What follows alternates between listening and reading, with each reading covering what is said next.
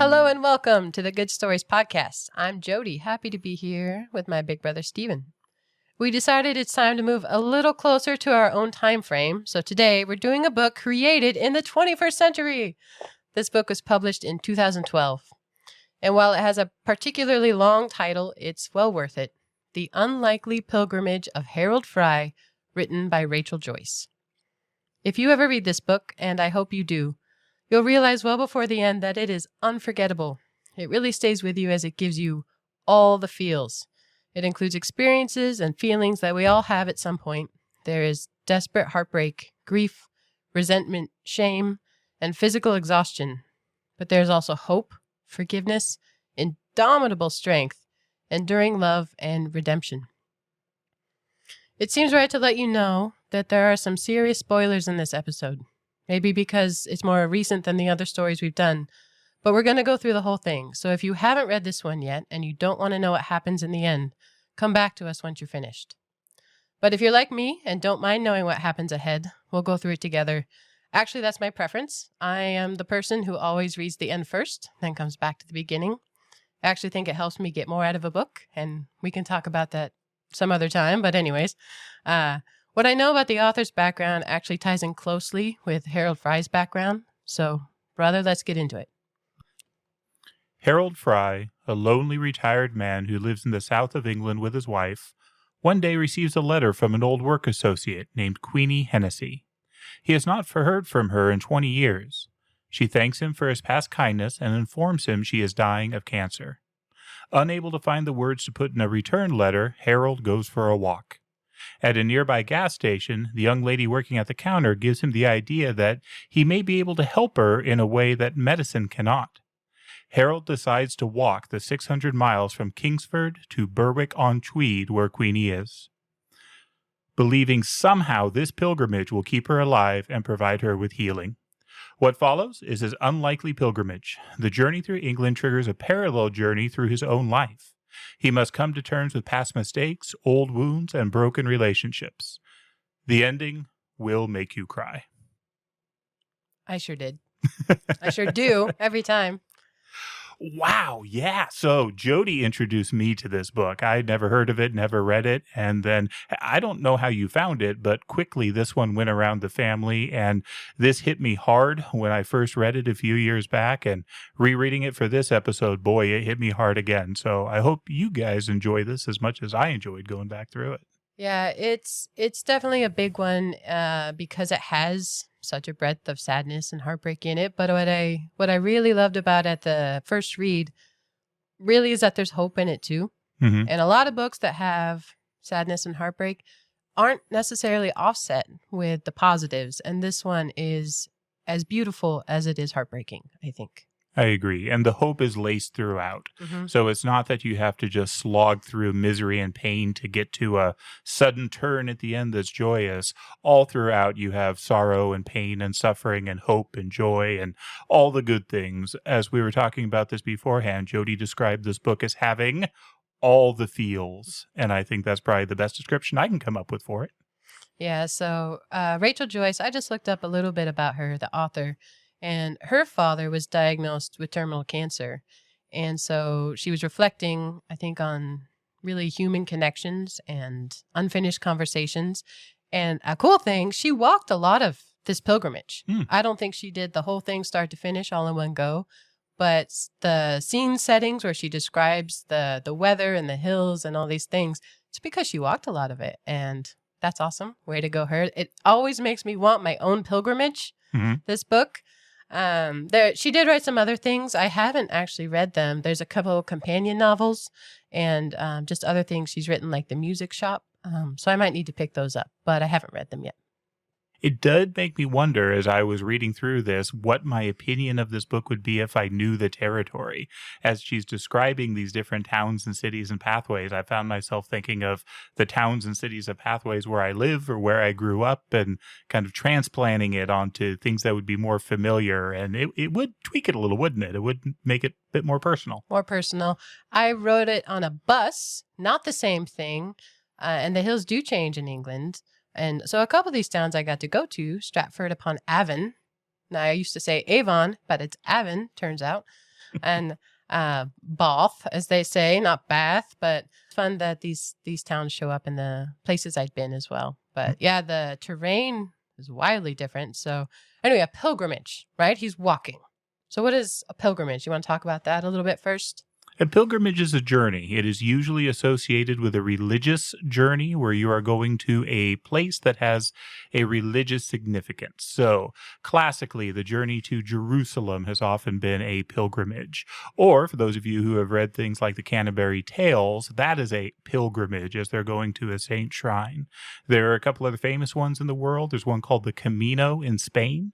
I've known people who have done that walk, and they've told me stories about the experience. I would love to do that walk. It would be a great walk. And so it's usually one of these episodes in life where people go and for whatever reasons of their own, they go on a walk. Again, most often this is thought of as a spiritual or a religious thing. But one of the things you find when you talk to a lot of people who have done the Camino or some of these others is that the people they meet on the journey are often not terribly religious. All sorts of things drive them to do these walks and these journeys. And we see that here with Harold Fry. There is a quote in the beginning of this book that the author gives from The Pilgrim's Progress by John Bunyan, and I think it'd be appropriate to read that here to start. Who would true valor see? Let him come hither. One here will constant be, come wind, come weather. There's no discouragement shall make him once relent his first avowed intent to be a pilgrim. I'm glad you read that, because if you didn't, I was going to. It just made sense. So, how does Harold become a pilgrim? How does he start his journey? I mean, this book starts and he's so obviously sad. So he's recently retired, as you said. He worked at a brewery for his whole career, and that becomes relevant to the story as well. This book starts with the line, "The letter that would change everything arrived on a Tuesday." And it's that simple. It's a Tuesday. He's at home with his wife. He's retired. He's been retired for about 6 months. And you clearly see as this starts to play out that things are not all right at home. He's very clearly lonely, and he and his wife do not seem to be talking much to each other during this period. He's not expecting this letter, and we don't get the whole letter read to us. What we get is what he shares with his wife, that this is a letter from an old colleague, a woman named Queenie, and that apparently she's dying. And that's pretty much all we learn about this in the first part. Is that what you got out of it? Yeah, and he's shocked. It really floors him. And his wife is Queenie. I don't even know her. You know, who's this lady and who cares? She's very callous in that setting, but Harold is stuck on it. So he immediately grabs paper and pen to write back and comes up with some pretty empty words, pretty hollow. Certainly inadequate, and he knows that too. He does not feel like he can put into words. We don't know why he's so moved. We don't know what his relationship with Queenie is. It's clear he hasn't spoken to her for 20 years, but it definitely has rattled him out of his normal day-to-day being at home. And so he decides to go for a walk. Yep, he's going to post his inadequate response. He runs into his somewhat annoying neighbor Rex next door, who's outside and chatty, and we learn about Rex a little bit that he's a widower. His wife Elizabeth had died not too long ago. Yeah, Sleepless in Seattle threw me off on that one. What's the word? Widowed? Widower. Harold kind of brushes him off and continues walking to post his letter. He's like, "Oh, I'm off to the post," but he lives in the very south tip of England, and he's off to find a mailbox. And when he gets there, he can't put the letter in the box. It's too inadequate. It's even mean in its intent for such a heavy thing that's impacted him. So he continues on to the next mailbox. He always plans on sending this. He is not planning to go on a pilgrimage. He's just going for a walk. And his wife points out that he never walks further than just the car. And so the fact that he's walking at all down the road is a bit of it's already an adventure for him to be walking this far, but he kind of hopes that with each next mailbox, he's going to have the ability to go ahead and put it in, and he just doesn't. He's not ready to do it. He's walking along south of England. He's on the water. He's wearing his yachting shoes. I was thinking about the yachting shoes. It's probably the most visibility yachting shoes ever get in any story ever. I actually looked them up because I don't really know. They mean like loafers. You know, boat shoes, but No laces really, but his yachting shoes stick with him throughout. And so postbox to postbox, he just can't get himself to drop the letter. And then he ends up in what they call a garage, which, as I understand, is basically a gas station, right? Mm-hmm. So he's at the gas station and he's asking for just something to sustain him. He's hungry. He's been walking. He would like something to eat. And he gets shown how to microwave a hamburger. And he's so delighted. And we start to get this picture here of kind of how sheltered his life has been. He's just been in the house. He's in his mid-60s when this all starts. And so something as simple as microwaving a hamburger at a gas station is a new experience for him. Yeah, he's very, I think, intentionally ordinary, but he's also very sweet. It also describes how, he crosses the street, so he's further from the mailbox and he'll get there a little bit later. He's intentionally stalling, but he ends up chatting with this, I think, teenager girl. Mm-hmm. And he says she's kind of empty and hollow, but then they get to talking about cancer and how he got this letter from an old friend who has cancer. And this girl inadvertently inspires him. She does. Here's what she says. You have to believe. That's what I think. It's not about medicine and all that stuff. You have to believe a person can get better. There is so much in the human mind we don't understand. But you see, if you have faith, you can do anything. Faith doesn't really go down with Harold at this point. He talks about the fact that he tried praying once in the past and he didn't get it. And so that's not his cup of tea. And she responds, well, I don't mean like religious. I mean trusting what you don't know and going for it, believing you can make a difference.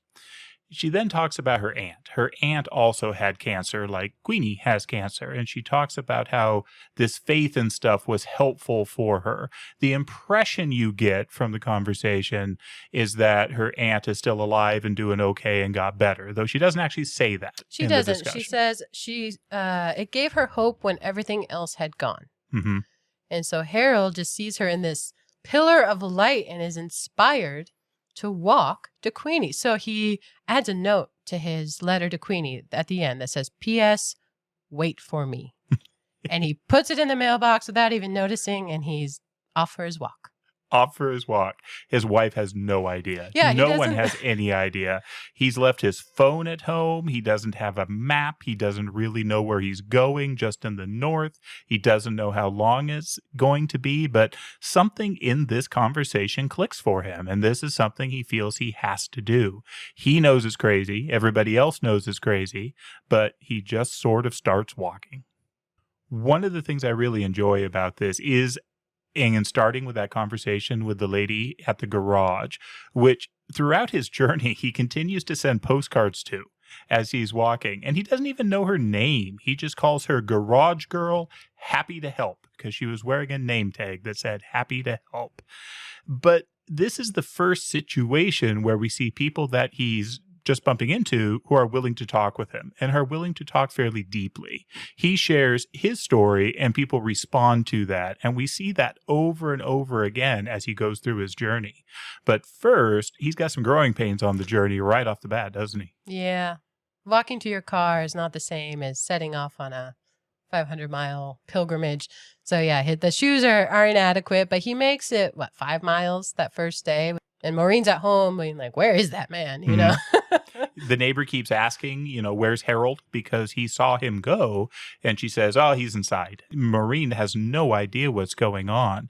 Harold doesn't leave her totally in the dark, though. He calls her. Mm-hmm. But he doesn't give her much information, just that he's going to walk up to meet this other woman many, many hundreds of miles away. Yeah, so that first night, he kind of checks his feet. Is that when he's a little bit proud? I mean, as he gets going, he's a little bit proud at this, for a guy who doesn't do any physical activity. That was all right. Hey. So he spends the night in a cheap little hotel and calls his wife briefly, and that's kind of where we're at. The next morning, he starts to meet people. And you said people are willing to talk to Harold, but he's not so good at talking to them. He has panic almost speaking to people. He feels pressure. He feels hot, like they're all looking at him or all laughing at him. I mean, he feels the absurdity of the situation. Mm-hmm. But these people are interested. They're like, what are you doing? And it's such an absurd thing for this guy to say. But the funny thing is, or maybe not funny, the interesting thing is that none of them really tell him to stop. No. They all think it's kind of crazy, but also kind of cool. Yeah. It seems to resonate them with some way that he's going to go do this thing. And so they start rooting for him and they start rooting for Queenie. Yeah, and they're such small interactions, but they all impact him. And even those first guests at the hotel, he's like heading out the door. He's trying to duck out before they notice. And they come, and the waitress who served him breakfast gives him a kiss on the cheek. These old ladies, support, and they do chuckle a bit. But yeah, there's something in taking action when something that's unwinnable. I think that appeals to all of us. I think so. As he's talking to some of them, you don't get the impression that they want to do it. I mean, No. They don't want to go for this sort of hike, but you also get the sense that they all have things in their life that they either regret or are sorry for or who they wish they could do. Mm-hmm. And this gives them some motivation. There's this guy actually doing something, silly as it is. Maybe I could or should or would do something in my own life to help prepare it. And so in this way, Harold the Pilgrim becomes kind of a role model to a lot of the people he encounters. As you mentioned, though, he feels very uncomfortable with all this. Yeah. He doesn't like talking to people or want to talk to people. He's very self-conscious, very nervous. He doesn't want to embarrass anyone. He doesn't want to engage in any sort of impolite way. And so I think what that means is he ends up just listening. Yeah. And so since he's not trying to put himself out there or talk a whole lot, he's vulnerable enough that he can share a little bit of what he's doing, but not so outspoken in his efforts that it shuts other people down. It invites them into conversation with him. Yeah. So the chapters kind of progress, and we won't go through every single interaction because there's a lot of really small ones, but it's really a pairing of his interactions with people as he listens, and really he carries them with him as he goes. He actually mentions how he has a space in his heart for each of them as he goes along. But then there's also his memories. Yeah. As he's walking, because he has a lot of time alone. So that first night is just the beginning. He keeps going. And so he doesn't know anyone, and he doesn't have a map. He's sticking to the major highways because he's driven all his life. So he figures that's safer. He's less likely to get lost. But yeah, his memories start kicking in when he gets quiet because he doesn't have a phone. There's really no interruptions other than cars whizzing by. There's a few striking memories that come off from the very beginning. He starts to talk about his relationship with his wife, Maureen, and particularly the way it used to be. He talks about the first time he met her at a dance where he was dancing like an idiot, which was out of character for him, or at least he certainly thinks so. But he talked about seeing her across the room and how he just fell in love with her immediately. So he remembers this. He talks about his interactions with his wife early on. It was kind of them against the world. He didn't need anything else. So you see the relationship with his wife taking center stage very early on. The other thing you see is his work relationship. At this point, he's not really mentioning Queenie all that much.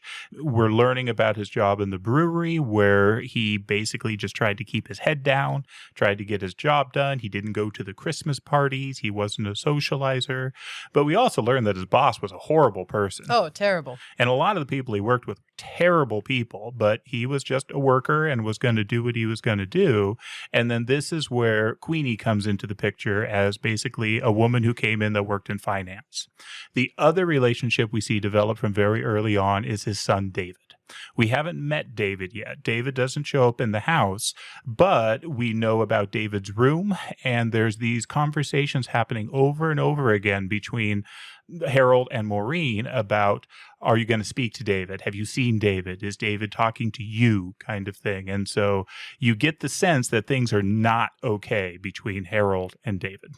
Yeah. And Maureen is always referencing when I speak with David, or David was speaking with me, those kinds of references. You also start to see memories about his mom and his dad.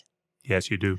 And those are some of the earlier ones that come back to him, about his mom who was tall and beautiful and winsome, but not very warm. So in one memory, he makes her laugh, and that she calls him such a clown and makes her laugh. And he loves that. So he starts trying to make his mom laugh as a way to build relationship, because she is very distant and their home is not happy. His dad was an alcoholic and a very short man. That's in there several times. Yeah. Harold is a very tall man, and Mhm. this comes up a lot. He doesn't like that because he is trying to back into the woodwork. He does not want to push himself forward, and so he hunches, he slouches because he's so tall, and he got that from his mom. The description of his mom is really very good, where she talks about before the war, she thought that having a husband was a good idea. She thought better of it after because her husband went to war and came back broken. Clearly, PTSD, the war destroyed him, and then he was an alcoholic from then on. And so these are the relationships Harold had with his parents as a young man.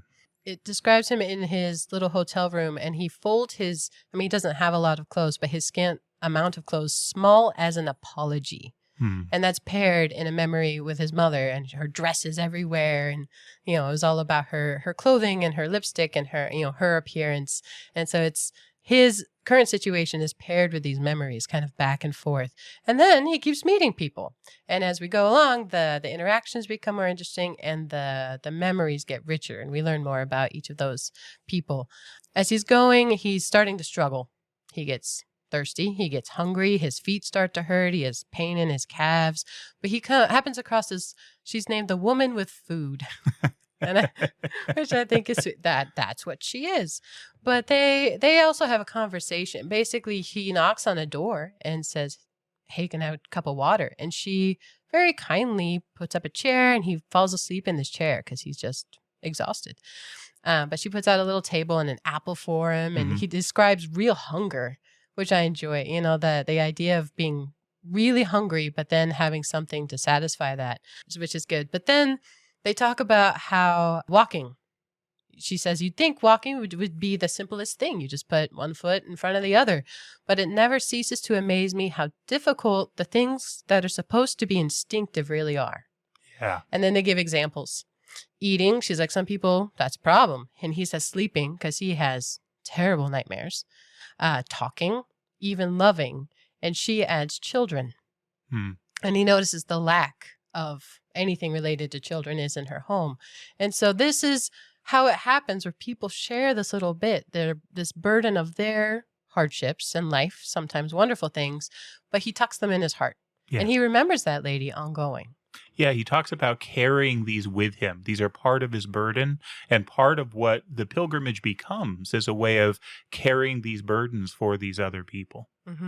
He also gets better at talking about Queenie and telling people why he's walking for her. Because it's, they're small interactions, small conversations. But he says in one instance, she did something for me and now she is dying. I don't want her to die. So he's taking this action, believing that as long as he keeps walking, she'll be alive when he gets there. And as he's going through this journey, he continues to send postcards. Yeah. He sends them to his wife pretty regularly, but he also sends them to Queenie with this message of hang on, hold on, I'm coming. And he, in his mind, he pictures when he's going to make it there. And so this is very much the driving force behind what he's doing. He sends some postcards to the garage girl. And so he sends messages to different people as he goes through. He also collects souvenirs, which I think are funny because he's got like a plastic bag on his arm and it describes it digging into his skin. But at a cathedral, he'll buy like a little snow globe type thing or a paperweight or pens. He favors pens for his wife. I guess they're generic enough. It's still a gift. He's so thoughtful in his sweet way, very ordinary way, but his memories continue to develop as sad and tragic. Specifically for his parents, there's a memory when he's 13 where his mom, she's all dressed up, she's heading out the door, and she's like, how do I look? And he says something complimentary, and she leaves forever. He gets one letter from her at one point later in his life, but he's 13 years old, and his dad is an alcoholic and drinks himself silly, and he's carrying these and he's remembering these, and you experience this as he's walking. You do. And then you experience more of his relationship with his father. because after his mom left, he talks about all these aunts that came to stay with him.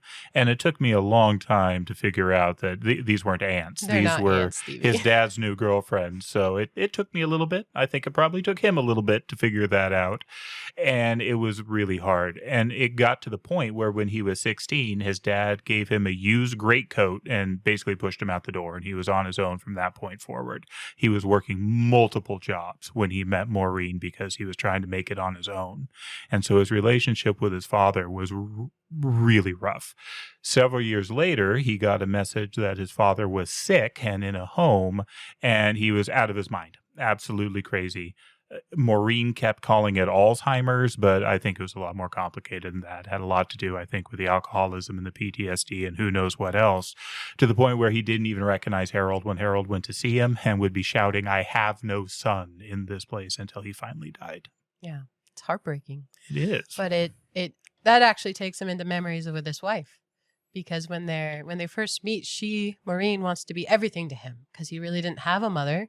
He didn't really have a father. And so she wants to be all that for him. And her parents think she marries below them. Mm-hmm. But they truly are happy at the time. And he remembers when she'd make fancy dinners, she'd cook Italian and say buon appetito, and she loved to garden. Yeah. She loved to make new things. And you're right, they were happy. It was them against the world, and things were good.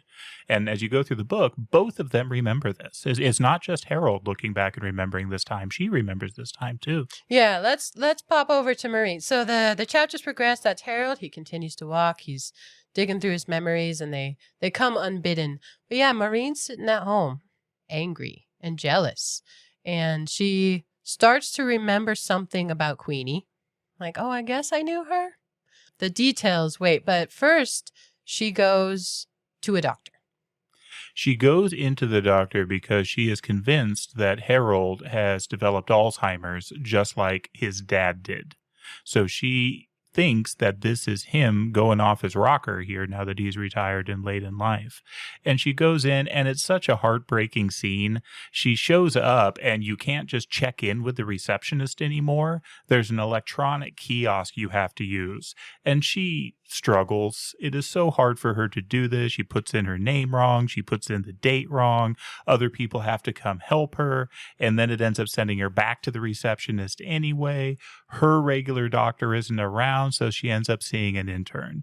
And she goes in, and this very private, very reserved British woman is trying to explain to this young man intern that her husband has left and is going off to find another woman in the north of England. And she has such a hard time explaining it. And what she's really trying to get out of this, though, is, hey, can we call the cops on this? Can we bring him home? Is there anything you can do medically to bring him back to me? And it all ends up where she walks out of there prescribed a mild sleeping pill. For herself. For herself. Yeah.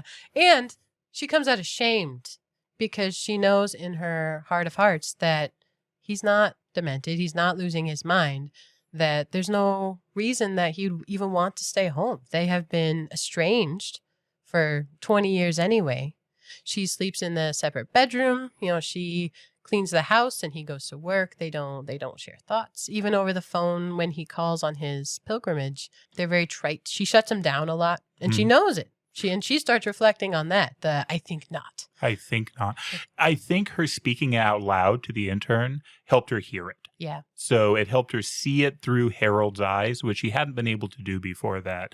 The "I think not" phrase comes up a lot. And as Harold is doing these phone calls home, you can tell he's trying to get her to engage on some level, or trying to figure out. I mean, he feels like he's got to do this, but he would like her to be a part of it, and it's just not happening. But in her internal monologue, you get the sense that she's saying things, and then she feels bad about what she's saying. What she's saying doesn't represent often what she's feeling or what she's thinking, but she's just been saying it for so long and been doing it in this way for so long that she can't break that habit. Yeah, and so then we learn that she comes clean to the neighbor, Rex. Rex is very kind, actually. He's always checking on Rex. Harold. How's the patient, because she tells him he's inside and got hurt. But she comes clean to Rex and is like, actually, this is what he's doing. And he is very kind to Maureen. He invites her over for a cup of tea, and then they end up going to dinner. But what's really wonderful about this book is both with Maureen and Rex and with Harold and Queenie, there's no torrid affair. Never. There's nothing like that. Rex is a friend who helps Maureen, and it's wonderful for her. And he helps her learn to take her own actions at home in a way that's healing for her. But there's nothing like that. And same with Queenie. I don't even think Maureen questions whether Harold ever had an affair with her. It just wasn't like that. Correct. I don't think she ever worries about that.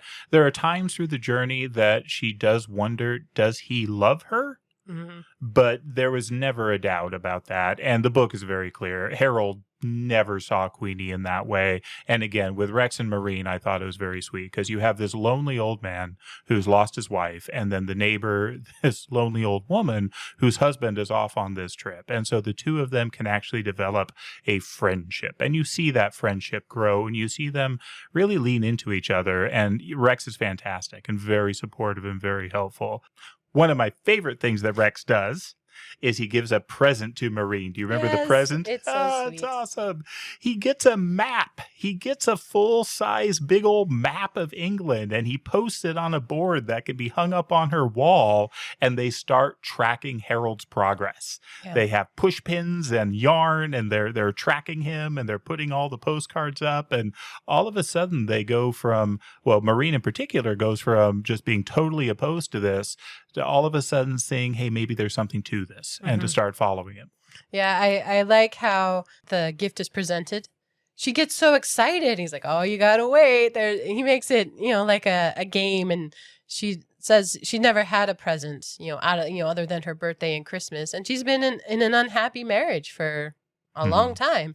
And so it just tickles her, even though, she's in her 60s, but she can still have that joy and really appreciating things again. He also helps her reestablish in the garden. And it talks about getting dirt under her nails and nurturing something again and how good that feels for her. And I think it's her own version of taking action, doing something, working towards something instead of sitting. Yes. And other than Rex, the only other person she's talking to is David. Yeah. Harold calls her at night, and we get these very truncated conversations with Harold, but the only other person where it describes conversations or somebody she's going to talk to are these conversations with her son, David. She asks her son advice on things like going to the doctor, advice on things like, should I call the police on Harold? And that's really the only conversations that she has other than Rex. Meanwhile, Harold is still walking, and he's having more interactions. So we learn about a hiking man and a woman who love Jane Austen. That's his wife, actually. And there's bitterness in their marriage, and he recognizes that. There's a social worker that worries for him. What about when you run into people that I deal with? Mm-hmm. He's like, oh, no, I'm careful. And in my experience, most people are pretty kind. And there's a quote that says, their stories had surprised and moved him being Harold, and none had left him untouched. And so that's part of how he's making the room to carry the burden they leave with him, because they are imparting a piece of themselves, and in the meanwhile, they help him.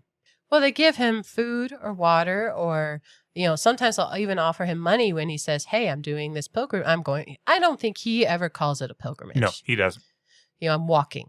That's what he said. I'm walking to Berwick-upon-Tweed for my friend who did this thing for me. And we don't know what the thing is. He references that Queenie helped him at some point. Mm-hmm. But he doesn't say exactly how, but they were friends at work. And we see, as he's journeying here, this change in his outlook, change in his soul, change in his ability to interact with other people. Unfortunately, he's still a 65-year-old man who is not very fit. And so we actually start seeing some fairly significant health issues. And so one of the more, I think, important interactions or poignant interactions he have is with a woman named Martina. Martina is a fairly foul-mouthed young woman who he more or less collapses into her life. He really injures his leg. Massive bruising, massive swelling. He cannot walk anymore. And this woman invites him into her home, offers him a room. Turns out she was a doctor in Slovakia. She can't get that kind of work in England, but she still has this training, and she takes care of Harold. And like everyone else he encounters, she talks with him. She hears his story, and over the course of a couple of days that they spend together, because he's got to heal while she's taking care of him, he learns her story. And like many of the people he interacts with, it's tragic. She came to this country with her partner, who was also a physician, and it was a chance for him to get better work. But lo and behold, this is where she discovered that he already had a wife and a kid who showed up one day, and then he left. And so she is there waiting for him to come back, and it's tragic. But through Harold, she's able to give. She's able to offer something. And this really is a turning point for Harold, because Harold starts to see what the humility of receiving can do for those who give. So he has been really hesitant to receive or accept anything from people on this journey, but he has to here because he's broken, and he sees how this helps her as he's going through it. Yeah, because she was waiting for her partner to come back. And Harold's so kind. He's like, well, maybe he will. And she's like, that was a year ago. Mm-hmm. And so she does have a realization just in the conversation. I think there's something about saying hard things out loud. People say hard things out loud, and it changes their direction. And I wrote down a quote that he realizes it's as much a gift to receive as to give, requiring both courage and humility. He accepts this help from Martina, but then he continues to accept small helps on the way. He never takes more than he absolutely needs, but he'll even ask a guy later on, like, hey, would you buy me a packet of crisps? I haven't eaten since yesterday or something. Mm-hmm. Not in any kind of begging way.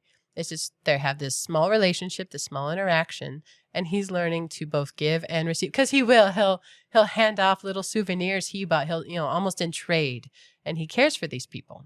Yeah. He left placemats with Martina. Yeah. When he left. It's very sweet.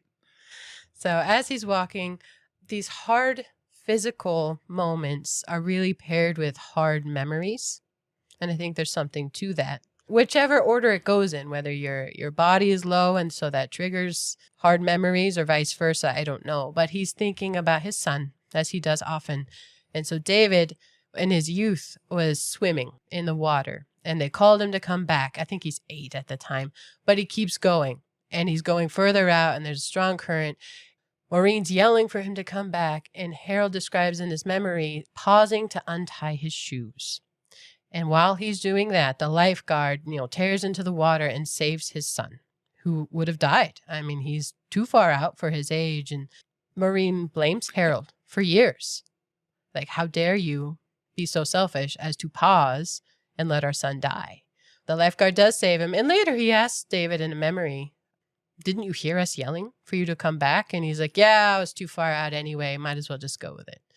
You learn that David has problems. Yeah. The descriptions of David become more and more heartbreaking. Maureen is absolutely in love with him. Harold is absolutely in love with him, but in different ways.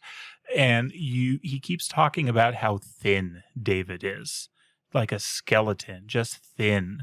They also keep talking about how clever David is, but not clever in a way that brings any joy to anyone. It's always sarcastic. It's always sharp. It's always cutting. It's always in a way to make other people, and specifically Harold, feel less. Yeah, and so Harold was uneducated in comparison.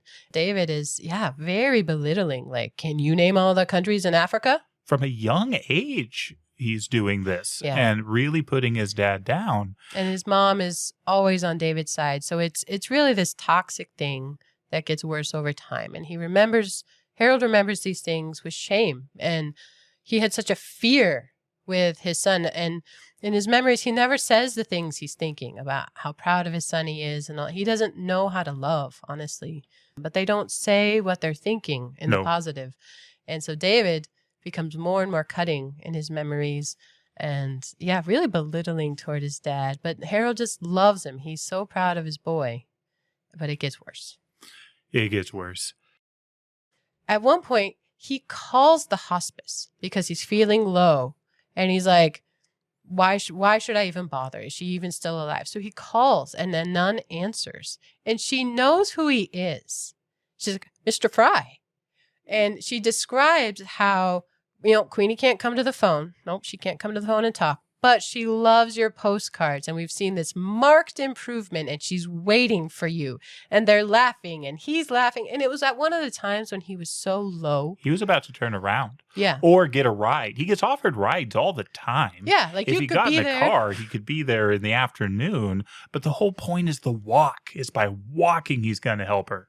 And I love that they're laughing. So he's laughing and the nun is laughing and like, she's waiting for you. Harold's journey, though, as he keeps progressing through this, becomes one of ever-increasing simplicity. So he starts with just his yacht shoes and his wallet, but he still has his debit card. He can still pay for things.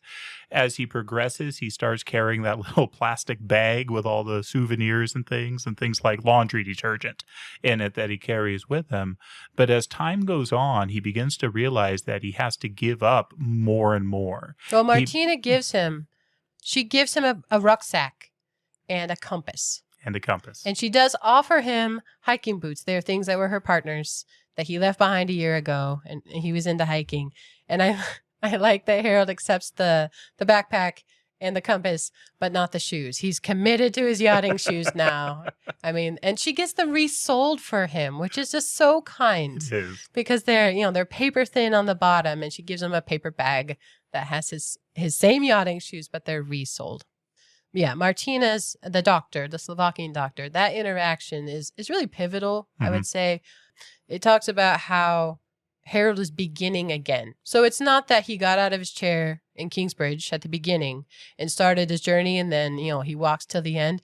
It's these series of beginning over again, and he'll make progress both in his mind and in his body, and then he'll be brought low. But then he begins again, over and over.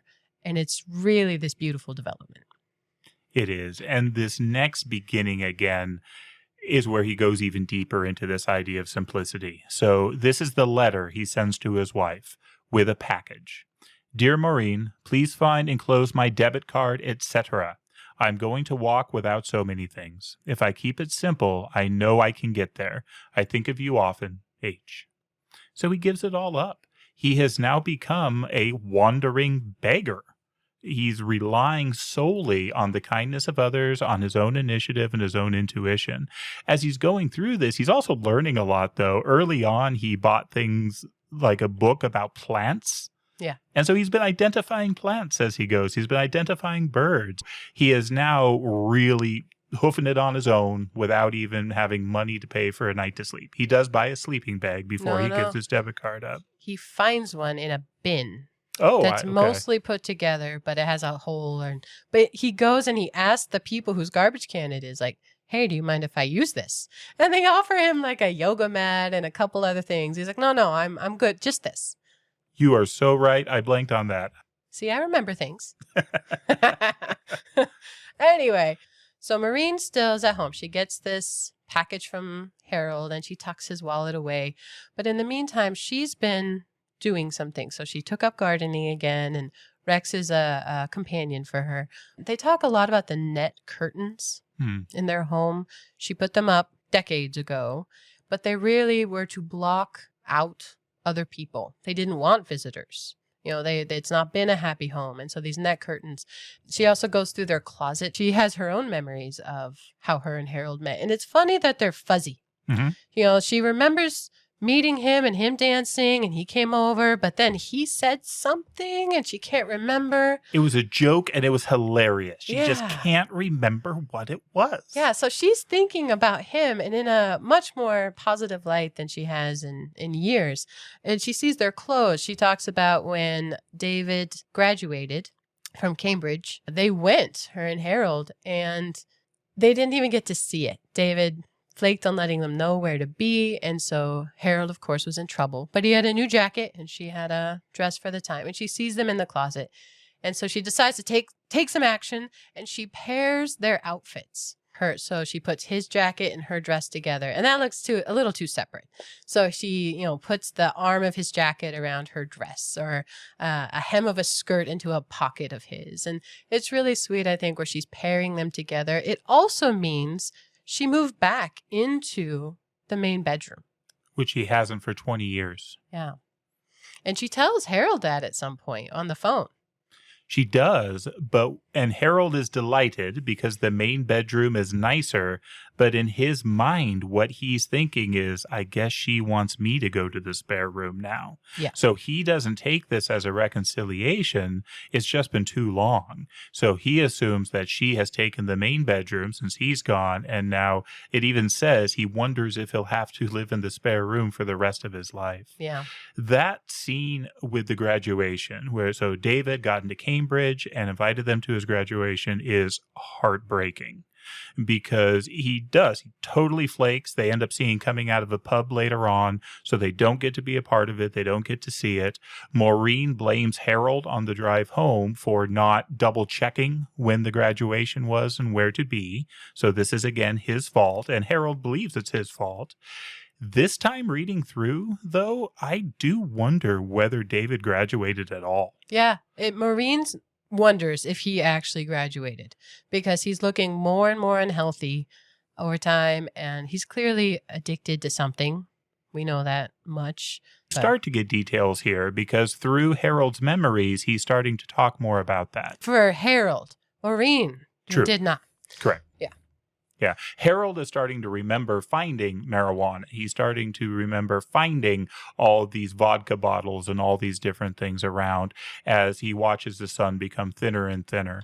And then after this graduation, the assumption was he was going to go get a job. And David never gets a job. He keeps applying. He keeps blowing off appointments. He keeps not combing his hair.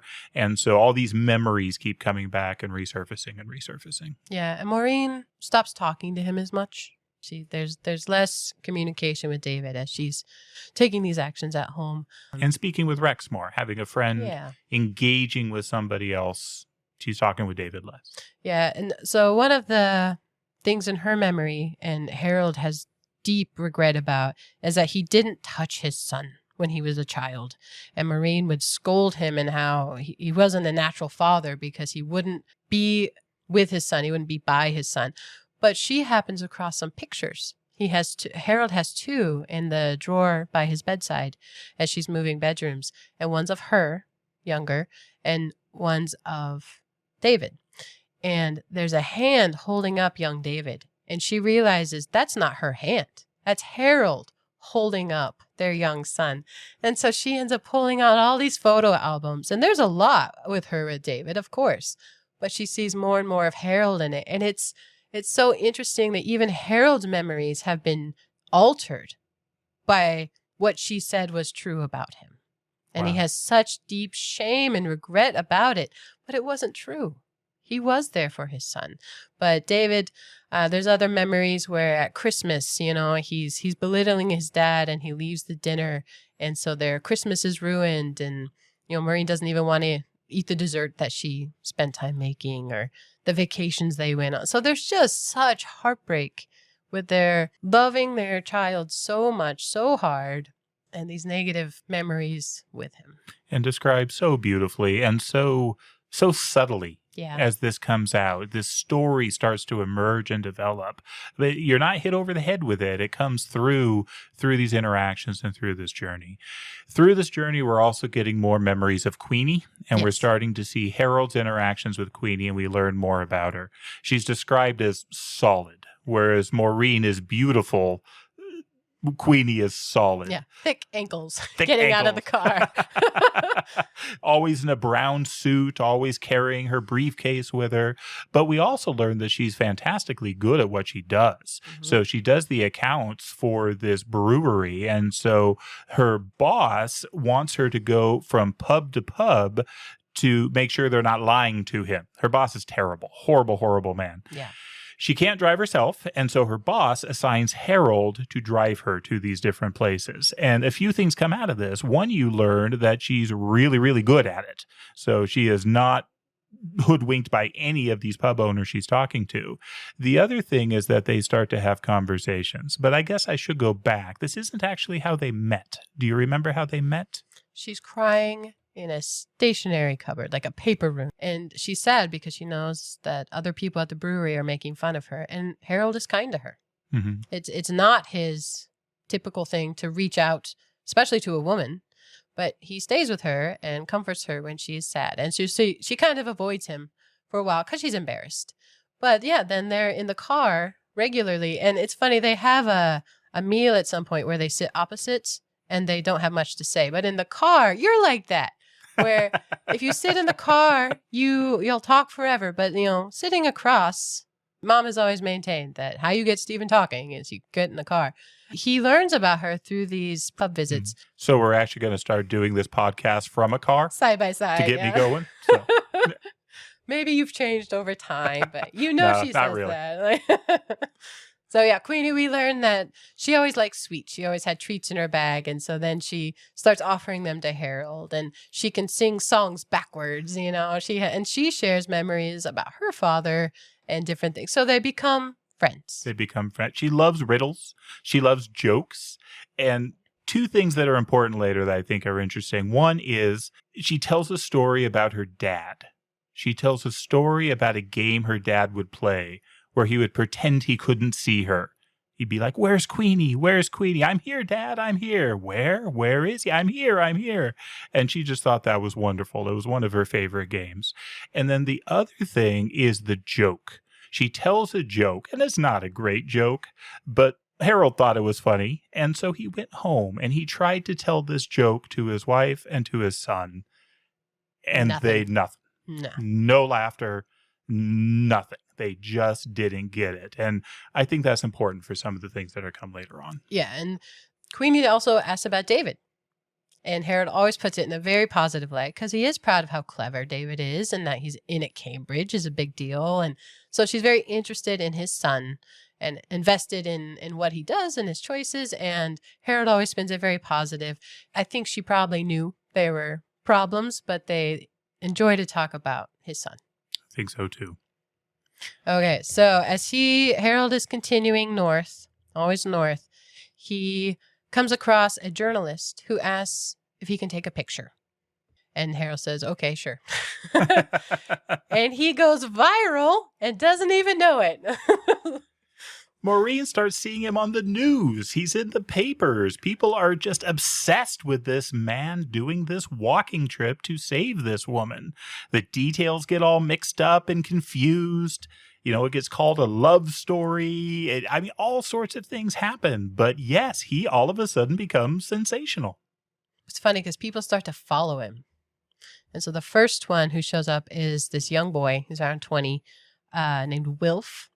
And the memories and associations with Harold's own son pop up a lot. There's a lot of parallels between Wilf and David when he was younger. So this boy is starved for a relationship. He basically begs Harold to let him come with him. Like, let me help you get to Queenie. And he slows him down. A lot. Harold is not willing to abandon him. He's not willing to make him feel bad, but he's definitely slowing him down. And throughout the next several days, you see Harold trying to interact with Wilf in the way in his memory he wished he could have interacted with David when he was younger. And so this journey continues. It's not particularly pleasant for Harold at this point. No, but he cares. And he always feels responsible for other people. Even there's an old man dancing in a city. I love that scene. Yeah, he shows up as there's these street performers. So this old man shows up and he's dancing along. And so the street performers move on because they don't like that. But now Harold's the only one left in the crowd. He is the crowd. And so he stays to watch this man. And so this man comes up and they basically dance together. And Harold feels like he's got to stay. He does. He's always so kind to people. Mm-hmm. Wilf is the first that joins him, but certainly not the last. Oh, it becomes a party. There's a dog that joins him. He just names him Dog. Dog. The dog likes to chase rocks. So if you throw a rock, the dog will go get it. And then a man shows up named Rich, a woman named Katie, and a bunch of other people show up. Rich is a jerk. It's the only way I can express it. I think he starts with true heartbreak. He's sad because his wife left and he took his 2 boys. And it seems like that actually hurts him. But then he's kind of in it for the money and the publicity over time. And so they get T-shirts that say Pilgrims on it. And he starts setting up photo ops with Harold. And like you say, it slows him down big time. And he doesn't want to do any of this, but again, he feels responsible because it's Harold and that's what he does. They map out a photo opportunity in Darlington, and Maureen says, I don't care what David tells me to do, I'm going. And so her and Rex drive north to see Harold. And they do. Or she does. Rex busies himself otherwise. Rex is a great friend. He is. He's there to support the drive. He's there to be there, but he's not going to get in the way of this. And so he goes to see a museum or something while Maureen and Harold talk. And it's an interesting conversation. It's beautiful and tragic all at once. They've definitely grown. Each of them have grown in their own ways, but they haven't grown together yet. And they're not yet at a level where they're willing to speak the full truth to each other or to be truly honest with each other. Was that your impression? Yeah. Or what did you get out of that encounter? They definitely both want to be together, but they have more healing to do, I think, on their own. And she says, I can't say the words, Harold, I have wronged you. She knows now that she has, but she doesn't say it to him. He actually invites her to walk with him. And she says, no, not ready. But I took it as a very positive interaction, actually. And she says something about forgiveness, and he says, I'm the one who needs forgiveness. So they're both progressing through this pain that they've experienced. I think that's exactly right. She does decline to walk with him, though. She goes back home, and what is now a traveling circus essentially keeps moving forward. And this can't last. It gets out of hand. It gets out of hand fairly quickly. Harold keeps wanting to leave, but he promised one of the people that he wouldn't leave, and so he feels responsible for the group, but eventually the decision gets taken out of his hands. Rich basically takes over the group that says Harold isn't competent to do this anymore. He's slowing us down to get to Queenie. And so all of a sudden, Rex takes the whole group Rex we like, Rich we don't. Rich takes the whole group and goes off to find the hospice where Queenie is staying. Yeah, and it goes sideways with Wilf as well. He drinks more. He's been stealing things. Harold blames his own leg to slow them down, but really they're slowing down for Wilf. Wilf disappears. Rich takes the group. Kate, who he actually really loves Kate, and their relationship is sweet, but she ends up going back to her ex, and they have a sweet parting. But then it's just Harold again. Much earlier, Harold had been given a business card by somebody who ran into in the south of England. In like the first day or something. He lives in Wrexham? Hexham. And so he wants to go visit him. He's got the card. It's 20 miles out of his way, but he said he'd go. So he's going to go. And so he goes. He finds where he lives. Unfortunately, he's on holiday, so he doesn't get to meet this guy. This takes us into really the final portion of Harold's journey as he's walking. He doesn't have that far to go, but it starts to become more and more almost a fever dream. Yeah. Reality and memory and his walking and his leg, it all starts rolling together, and Maureen more and gets more phone memories calls. come to surface. She gets phone calls from places he shouldn't be that aren't on the way to where he's going. And he gets disoriented. He has to backtrack. And so he was this very healthy, alert version of himself in Darlington. He'd been walking. He was healthy. He was feeling good. But his memories get darker as he's healing. It's both, because he's also learned so much about the land and all these things. But as his memories get darker, his brain wanders. One night, he's very low and he's wet and he's done. And he calls his wife and says, I don't want to do it. I don't want to go. I can't finish. And she's like, give me a half hour. First she asks him, where are you? And he has no idea. I saw a sign that might have been a couple days ago. He has no idea. In her brain, they don't say it flat out because, again, it's very well done. It's all very sensitively done. It's beautiful, but she wonders if it's Alzheimer's, if his brain is really going like his dad. It's in the family, right? But she's like, give me a half hour. And she talks it over with her friend, Rex, who's, they've been watching his progress this whole time. And she buys him a room. She pays over the phone. He gets a night in a room to rest. I think it's sweet that Maureen is the one who keeps him on at the end when he would have chucked in the towel. She talks it over with Rex and they say, no, he has to finish. He's gone so far. He will regret it the rest of his life if he doesn't finish. So think about her progression to realize that on behalf of her husband. She has grown so much. Yeah. So much through this. One morning, it describes how he comes over the crest of a hill and he is there. He is in Berwick-upon-Tweed. But he can't push the buzzer. He stands at the door with his finger over top of the button to go into this hospice where he knows Queenie is. And he's hoping she's still alive. But he doesn't know. He's standing outside this hospice home and he's come all this way and he can't push the button to go in. He leaves. Honestly, he doesn't leave the town, but he goes away and he writes a very important letter where we realize really the why he and Maureen have been so sad. And we learn the favor that Queenie did for him. He has walked for 87 days, 627 miles are the statistics that get put out. For those of you who have not read this book, this is the spoiler of all spoilers, so turn around now if you don't want to hear it.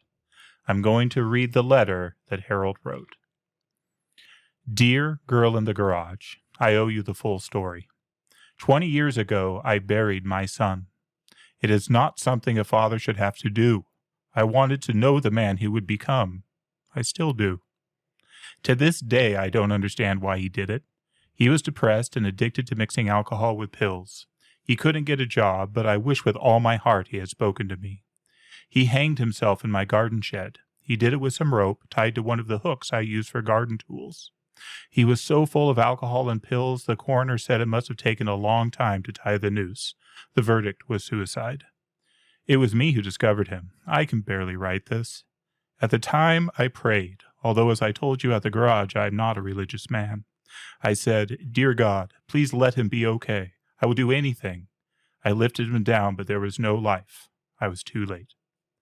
I wish they hadn't told me about him taking all that time to tie the noose.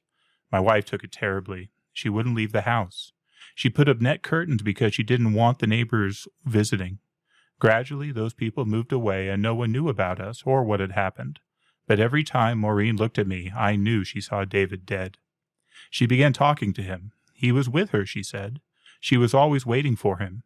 Maureen keeps his room exactly as it was the day he died, and sometimes it makes me sad all over again, but it is what my wife wants. She can't let him be dead, and I understand that.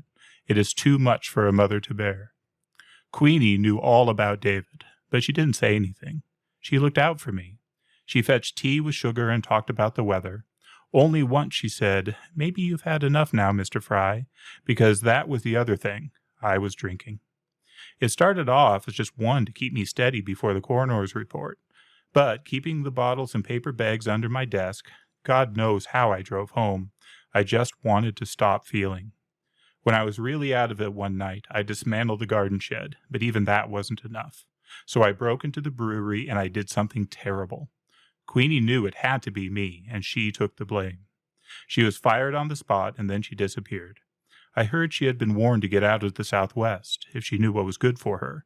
I also overheard a secretary who was friendly with Queenie's landlady saying that she had not left a forwarding address.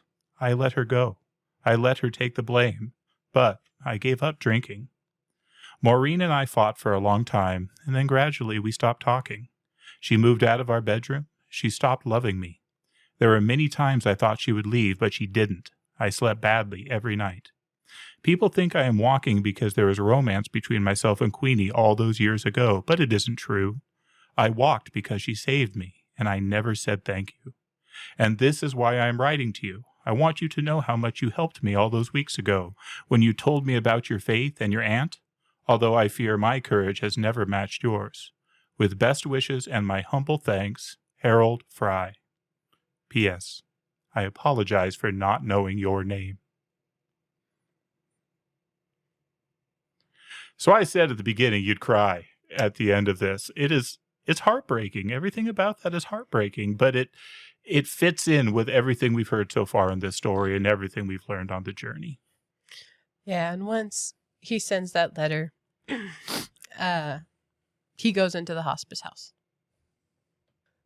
Whew, okay. So the nuns are waiting for him. They were there when Rich and the party came up with a parade and journaling, and they didn't let them in because they didn't even know Queenie. What was that about? But Harold is there, and his shoes now, the same yachting shoes, are blue duct taped onto his feet. They're more duct tape than shoe. And so he feels dirty in this clean environment. And so he spends a lot of time scraping his shoes off and trying to pry them off his feet, and says he feels naked in his socks, very vulnerable. So he has these souvenirs that he's carried all this way for his friend. And they lead Harold into her room, and she's lying on the bed. And remember, she has inoperable cancer.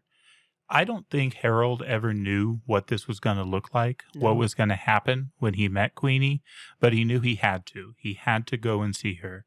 And she did stay alive for him. She was alive there in the bed, but cancer had taken its toll. The reason she couldn't come to the phone is that she had cancer of the face and her tongue had been removed. The face he saw was not the Queenie he remembered from before, and obviously this was very hard for him, but he did it. Yeah. He took her hand. He gave her the trinkets. She didn't know what was going on, but he hung in the window a little pendulum. It's a pink quartz. A crystal. A pretty quartz crystal to hang in the window. That the light would shine through. And so he got to see Queenie. He got to hold her hand. He got to say thank you. And he left. Yeah. And there is a short section from Queenie's perspective, lying on the bed. And it's really her goodbye. And she hears her dad playing the game. Queenie, where are you? Mm-hmm. But she also sees the quartz in the window. She doesn't know, and she's in pain. But she has this, someone was here. Not one of the nuns, someone I knew. And she gets his name. Mm-hmm. And she sees the crystal in the window before it's the end. Queenie knows Harold Fry came. And she sees the gift. She sees the light shining through it, and she loves it. And then the game, and I think this is so important for Queenie. Her father is calling for her. Where are you, Queenie? Where are you? And she gets to meet him. So the last paragraph of this is just beautiful. Queenie parted her lips, hunting for the next intake of air. And when it didn't come, but something else did, it was as easy as breathing. I'm impressed you can read it. Good job, brother. There's not much left to the story. Well, it's sweet. The girl from the garage gets his letter, and she goes to see Maureen. And she's like, I think I gave him the wrong idea. I think he thinks my aunt's still alive. Like taking this action fixed everything. She's like, no, that's not it. She passed years ago. But what she does do is she convinces Maureen to get up to Berwick-upon-Tweed. And Maureen gets to read the letter. Yeah, good Remember, point. The two of them have not been able to talk. They've not been able to speak the truth of their experience. And now Maureen has gotten to see in paper the truth that Harold experienced. And so now Maureen can take that step into truth. And she speaks with the garage girl. She confesses and she opens up and talks. And then, as you said, she heads on up to Berwick-on-Tweed. Yeah, so she finds Harold sitting on a bench outside the hospice house, looking at the water. And they have this interaction where they cry. I mean, there's so much healing and sadness, but then they're together, and she tells him that she loves him. Yeah. And I'm crying now, by the way. So, yeah. Yeah, but what's the thing I like best is that he snorts or sobs or something. She's like, "Oh, are you okay?" But no, he's laughing because they'd had this back and forth of how did we meet and what happened. He remembers what he said that was funny way back when they first met. But he's like, "I didn't say it. You did."